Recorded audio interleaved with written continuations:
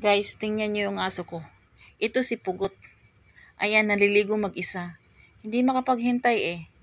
Hindi makapaghintay na liguin ni mama. Kaya yan, sariling sikap. Nilubog na yung katawan sa tubig. Ayan, nainitan yata. Kawawa naman si Pugot. Pasaway itong si Pugot eh. Ganyan kami sa pamilya namin kababait. Sariling sikap. Ayan, nilapitan ni Boy. Natakot si Boy eh. Baka malunod yung kapatid. Pilit na inaawat ni Boy. Ayan, tingnan nyo awatin niya ni Boy. Ayan. Sabi ni Boy, ano bang ginagawa mo dyan?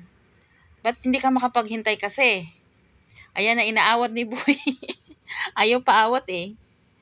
Ganyan kami sa pamilya namin kababait, guys. Hindi namin inaasa sa nanay namin lahat. Ayan, tingnan mo oh. Sariling sikap niya yan maligo. Ang galing, di ba? So, panatiliin mo yan ha, Pugot. Kailangan lagi kang mabait. Ganyan lagi. Huwag kang maghintay. Liguin ka pa ni mama. Ikaw nang maligo mag-isa. So, yun lang. Thank you.